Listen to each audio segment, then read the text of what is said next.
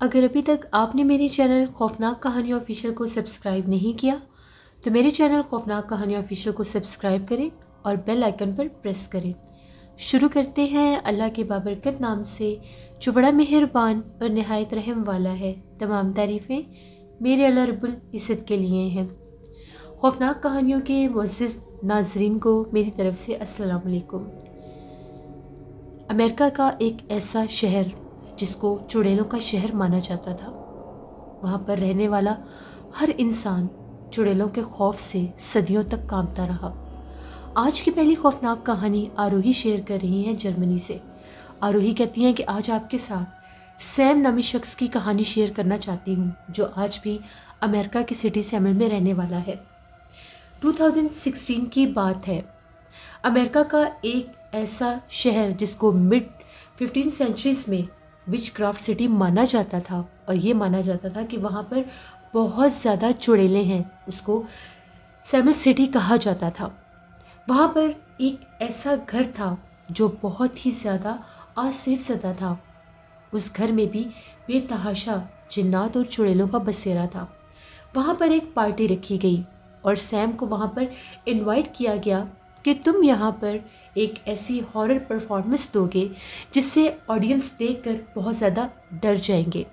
Back stage پر same اپنے ایک دوست مائک کے ساتھ ریہرسل کر رہا تھا اور وہاں پر اس کو یہ بتا رہا تھا کہ میں یہاں کے رہنے والے شخص جو اس گھر کا آنر تھا، جس کا نام بینجامن تھا، اس کے مرڈر کی کہانی بتاؤں گا کہ کس طرح سے اس کے ہی کزن رچرڈ نے اسے پراپرٹی کے پیچھے، اس گھر کے پیچھے 13 بار چھریوں کا وار کر کے مار دیا تھا، جس کے بعد اس کو بھی سزائے موت ہو گئی تھی۔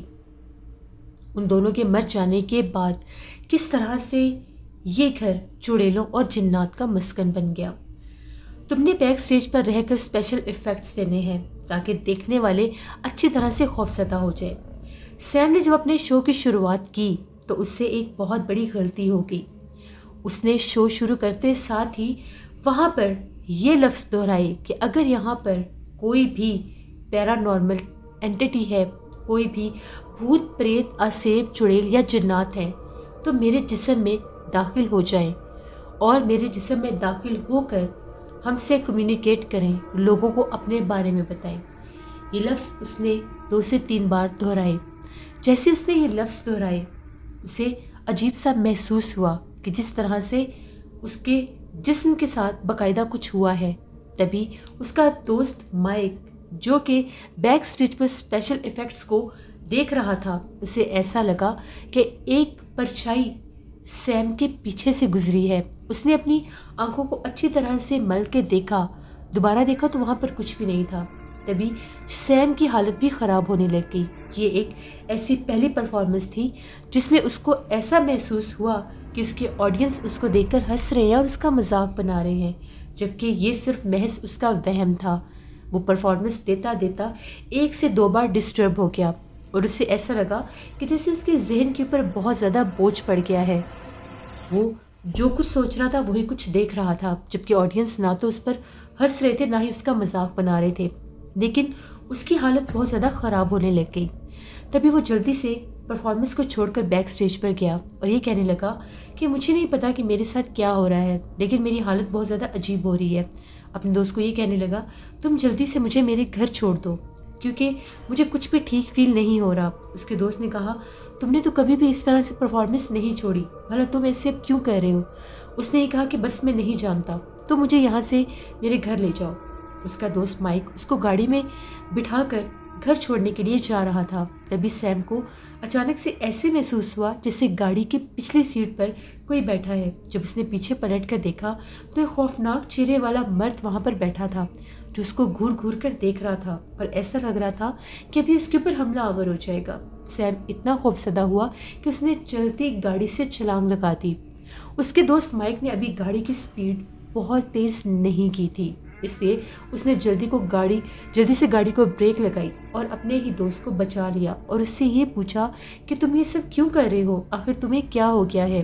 تو اس کا یہ کہنا تھا تمہاری گاڑی کی بیک سیٹ پر ابھی میں نے بہت زیادہ ڈرامنے شخص کو دیکھا ہے، وہ بہت بھیانک ہے، وہ مجھے مار دے گا۔ جب उसके दोस्त माइक ने गाड़ी में देखा तो वहाँ पर कुछ भी नहीं था। उसने उसको कहा कि यहाँ पर कुछ नहीं है, तुम वैसे ही खौफज़दा हो रहे हो, और मैं तुम्हें तुम्हारे घर छोड़ दूँ, अगर तुम चाहो तो मेरे साथ रुक सकते हो। सैम ने कहा नहीं, मुझे मेरे घर छोड़ दो।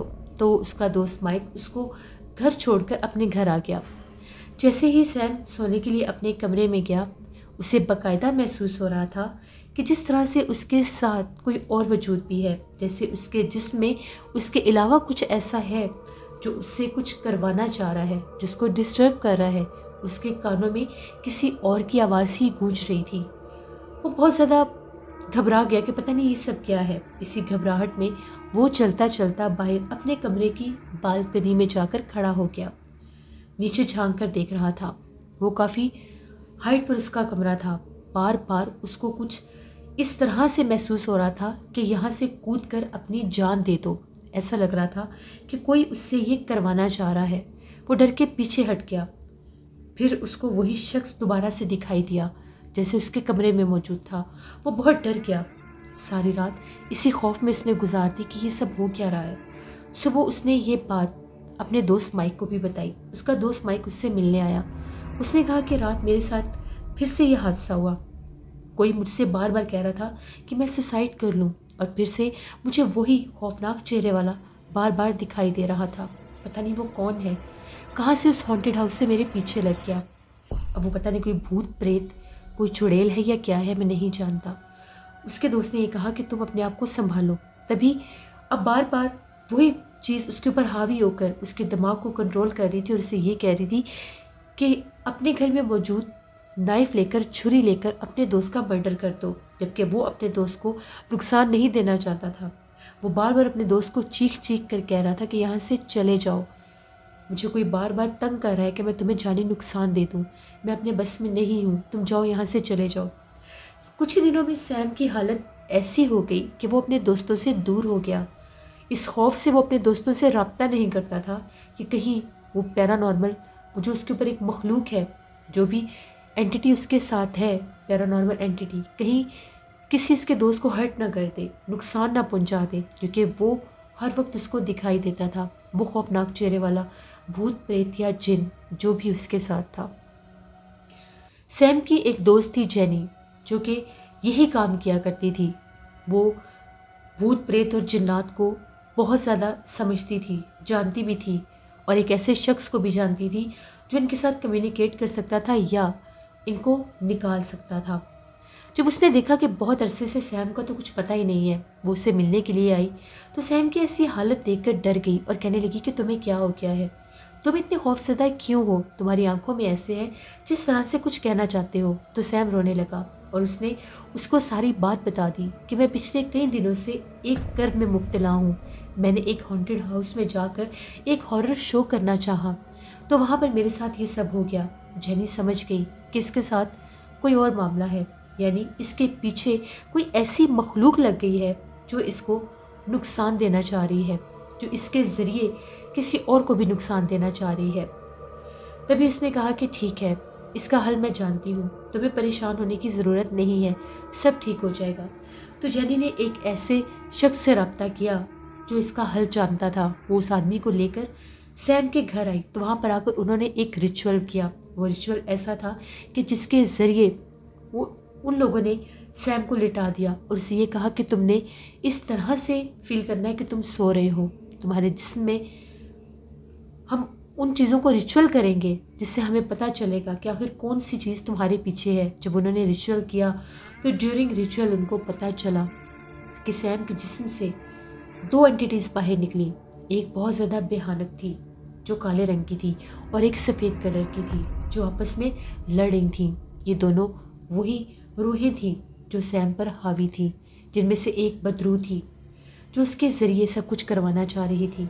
तभी उन्होंने उस रिचुअल के ज़रिए सैम के जिस्म से उनको निकाला। सैम का ये कहना था कि जब वो रिचुअल हो रहा था तो उसको महसूस हो रहा था कि उसके जिस्म से जिस तरह से कोई बाकायदा तौर पर बाहर निकल रहा था। उसके बाद जब सैम को सारी हकीकत का पता चला तो उससे ये साबित हुआ कि उसी घर में पाई जाने वाली वो एक बदरू थी जो उससे ये सब करवाना चाह रही थी। एक भटकती बदरू, आसेब, جن یا بھوت پریت جو اس کے جسم پر حاوی ہو گیا تھا. کبھی بھی کسی ایسی جگہ پر جائیں جہاں پر بہت سے لوگ ایسی کوششیں کرتے ہیں کہ جنات کو، بھوت پریت یا آسیب کو بلانے کی کوشش کرتے ہیں، ان سے ہم کلام ہونے کی کوشش کرتے ہیں، تو ان کو کبھی بھی ایسا نہیں کہنا چاہیے کہ ہمارے جسم میں آئے. اس نے اس کو خود دعوت دی کہ میرے اندر آؤ یا میرے جسم میں آؤ اور میرے ذریعے تم کچھ کہنے کی یا لوگوں سے کمیونیکیٹ کرنے کی کوشش کرو، جس پر وہ چیز اس کے اوپر حاوی ہو گئی. اس کے بعد سیم نے کبھی بھی ایسا کچھ نہیں کیا. یہ ایک سٹوری تھی جو آروہی نے شیئر کی. بہت شکریہ آروہی آپ کا. ہم لوگوں کے وہ رشتہ دار تھے. جب وہ ہم لوگوں کے گھر سے واپس اپنے شہر جا رہے تھے تو راستے میں جنات نے ان کی گردن توڑ دی، اور جب پتہ چلا کہ ان کی ڈیتھ ہو گئی ہے تو گھر کے سبھی بڑے گئے اور ان کی ڈیڈ باڈی کو ریسیو کیا. احمد کہتے ہیں کہ آج آپ کے ساتھ کچھ خوفناک قصے شیئر کرنا چاہتا ہوں. میری چچا نے مجھے بتایا، آج سے 25-30 سال پرانی بات ہے. ہم لوگوں کے ایک رشتہ دار جو کہ لاہور میں رہتے تھے اور وہ ایک عامل تھے. اکثر جب وہ ہمارے پاس آیا کرتے تھے تو بہت سے لوگ ان کے پاس آتے تھے، ان سے آ کر کچھ باتیں پوچھتے تھے، حساب وغیرہ لگوایا کرتے تھے، کیونکہ ان کے قبضے میں عملیات کے ذریعے بہت زیادہ جنات تھے. لیکن ایک بار جب وہ واپس گئے تو جب ان کی موت کی خبر آئی، جب ان کی ڈیڈ باڈی ریسیو کی گئی تو ان کی گردن ایسے ٹوٹی ہوئی تھی کہ جس طرح سے ان کے اوپر کسی غیر مرئی مخلوق نے حملہ کیا ہے. بعد میں جب کسی اور عامل سے اس بارے میں پتہ کیا گیا تو ان کا یہی کہنا تھا کہ انہوں نے جنات کے کسی معاہدے کی خلاف ورزی کی ہے. ان کے تابع جو جنات تھے انہیں جنات نے ان کی گردن توڑ دی.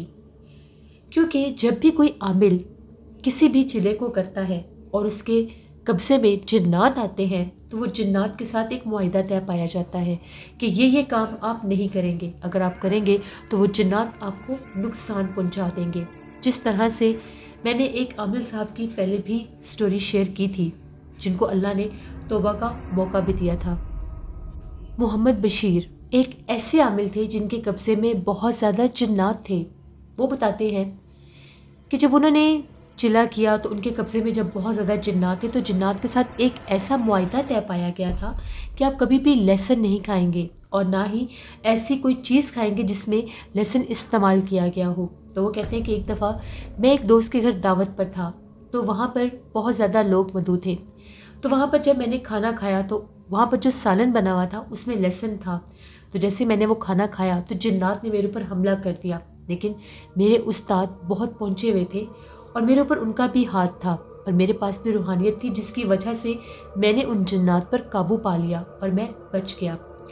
اسی طرح سے محمد بشیر بتاتے ہیں کہ میں ایک دفعہ ایک راستے سے گزر رہا تھا تو وہاں پر میں نے کافی زیادہ لوگوں کی بھیڑ دیکھی. وہاں پر ایک چھوٹا سا بچہ تھا اور وہ بہت بری طرح سے تڑپ رہا تھا. لوگوں کو یہ لگا کہ شاید اس بچے کو مرگی کا دورہ پڑ گیا ہے، تو اپنے اپنے ٹوٹکوں کے مطابق کوئی اس کو جوتا سنگھا رہا تھا تو کوئی اس کو چمڑا سنگھا رہا تھا. جبکہ میں جب اس کے قریب گیا تو پڑھائی کرنے پر پتہ چلا کہ اس بچے کے جسم کے اوپر 2 جنات حملہ آور تھے جو اس کو نقصان پہنچا رہے تھے اور ان کو بھیجا گیا تھا باقاعدہ عمل اور کالے جادو کے ذریعے. تو محمد بشیر کہتے ہیں کہ میں نے ان جنات سے باقاعدہ ہم کلامی شروع کی اور ان کو یہ کہا کہ اس بچے کو چھوڑ دو، اس کو کیوں نقصان دے رہے ہو. تو ان کا یہ کہنا تھا کہ جس جادوگر نے ہمیں بھیجا ہے ہم نہیں چھوڑیں گے جب تک وہ ہمیں واپس نہیں بلائے گا. تو محمد بشیر جو ہے عامل، ان کے قبضے میں ایک عفریت جن تھا. انہوں نے اپنے اس تابع جن کو بلایا اور حکم دیا کہ ان جنات کو مار مار کر بھگا دو. عفریت جو کہ بہت طاقتور جن ہوتا ہے، اس نے ان جنات کو مار مار کر بھگا دیا. محمد بشیر نے اپنے اسی عفریت جن کے ذریعے اس جادوگر کو بھی اٹھوا لیا اور وہ جادوگر جب ان کے پاس آیا تو انہوں نے اس کو جانی نقصان تو نہیں دیا، لیکن اس کے قبضے میں جتنے بھی جنات تھے وہ سب بھی اپنے قبضے میں کر لیے. اور وہ جادوگر جو تھا وہاں سے جب واپس گیا تو اس کے پاس کوئی بھی اور موکل یا جن موجود نہیں تھا جس کے ذریعے وہ مزید ایسے عملیات کرتا.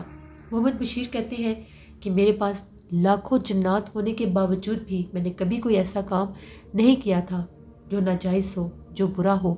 اسی لیے اللہ نے مجھے توبہ کا موقع دیا. ایک بار میں اپنے ہی استاد صاحب کے ساتھ ایک راستے سے گزر رہا تھا۔ راستہ بالکل ویران اور سنسان تھا۔ تبھی میرے استاد صاحب نے یہ کہا کہ اوپر آسمان کی طرف دیکھو۔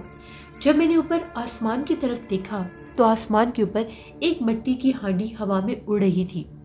تو میں نے ان سے پوچھا کہ یہ کیا ماجرا ہے؟ تو ان کا یہ کہنا تھا کہ یہ مٹی کی ہانڈی جنات لے کر جا رہے ہیں۔ یہ ہانڈی جادو کی ہانڈی ہے، اور جس انسان کے لیے یہ بھیجی جا رہی ہے، یہ جنات اس انسان کے اوپر اس ہانڈی کو پھینک دیں گے اور وہ انسان وہیں پر مارا جائے گا، ہلاک ہو جائے گا۔ تو میں نے استاد صاحب سے یہ کہا یہ تو ظلم ہے، کسی بھی انسان کو اس کی جان کو نقصان دینا۔ تو استاد صاحب نے یہ کہا کہ اس کا حل ابھی کر لیتا ہوں۔ انہوں نے وہیں پر کھڑے ہو کر پڑھائی کی اور اس ہانڈی کی طرف ایک پھونک مار دی تو وہ ہانڈی الٹی سمت میں ہی جانے لگ گئی، یعنی جس جادوگر عامل نے اس کو بھیجا تھا وہ جنات اسی کی طرف واپس اس کو لے کر جانے لگے۔ تو جب وہ وہاں پر پہنچے تو وہ عامل اس جگہ پر اپنے مسکن پر موجود نہیں تھا۔ انہوں نے وہ ہانڈی وہیں پر پھینک دی۔ اس طرح سے وہ جنات بھی اس جادوگر کے قبضے سے آزاد ہو گئے۔ اسی طرح سے ہم لوگوں کی مارکیٹ میں ایک شخص ہیں اور وہ اکثر جنات کے قصے ہم لوگوں کے ساتھ شیئر کرتے ہیں۔ وہ کہتے ہیں 1973 کی بات ہے، ہم لوگوں کے دادا جی کے پاس بہت سے جنات تھے، وہ بھی عامل تھے، اور وہ چولستان روہی کے رہنے والے تھے۔ ایک دفعہ وہ روہی چولستان سے شہر کی طرف جا رہے تھے، تو جس راستے سے وہ گزر رہے تھے وہ راستہ بھی آصف زدہ، سنسان اور ویران تھا۔